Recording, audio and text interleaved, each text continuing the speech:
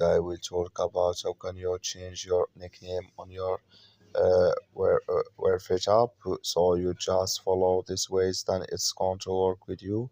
So all you have to do in first, so you just go down here, you just click here on me down here, just click on it. So when you click here on me, it's going to take you to your profile. It's going to show for you like this. Then you click here on your name. Here you just click on it. So when you click on it, it's going to take you to your profile. It's going to show for you like this. You come here to your nickname, you click on it. So then here can you change your nickname here. You click on save. So then here automatically it's going to change with you on your app.